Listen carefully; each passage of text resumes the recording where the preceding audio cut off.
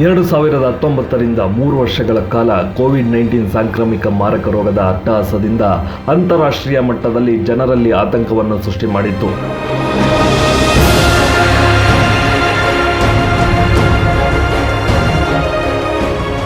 ಜನರು ಜೀವನ ಮಾಡುವುದು ಹೇಗೆ ಎಂದು ಚಿಂತಿಸುತ್ತಿರುವ ಸಂದರ್ಭದಲ್ಲಿ ಬದುಕುವುದು ಹೇಗೆ ಎಂಬ ಭಯವನ್ನು ಕೋವಿಡ್-19 ಸಾಂಕ್ರಾಮಿಕ ರೋಗ ಹುಟ್ಟುಹಾಕಿತ್ತು.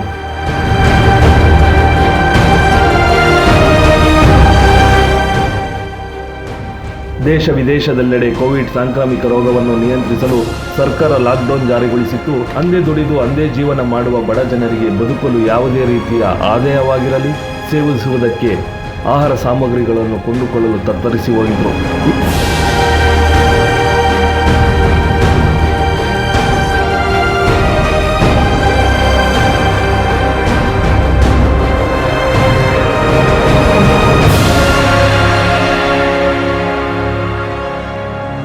ಇಂತಹ ಸಂಕಷ್ಟ ಸಂದರ್ಭದಲ್ಲಿ ಡಾಕ್ಟರ್ ಇಮ್ಯಾನ್ಯುಯಲ್ ಜೈಕುಮಾರ್ ಅವರು ದಿಯಾ ಚಾರಿಟಬಲ್ ಟ್ರಸ್ಟ್ ಇಂಡಿಯಾ ಮೂಲಕ ತುಮಕೂರು ನಗರದ APMC yard, Shriramanagar, Sira gate, Shettihalli gate, Rajiv Gandhi Nagar, Banashankari, Puras colony, Hegde colony, Govindanagar, Kuripalya, Mallur Dinne, Gedlahalli, Ismail Nagar, Dibbur, Upparahalli, Govindanagar, Kyasandra, Ellara Bande, Panditanahalli, Manchakalguppe, Puttasamayyana Palya, DN Palya, Yellapura, Gulur, ಗೂಳರ್ವೆಯಲ್ಲಿರುವ ಬಡ ಜನರಿಗೆ ದಿನನಿತ್ಯ ಬಳಸುವ ದಿನಸಿ ಧಾನ್ಯಗಳನ್ನು ನೀಡಿ ಬಡ ಜನರಿಗೆ ಸಹಾಯ ಹಸ್ತವನ್ನು ಚಾಚಿದ್ರು.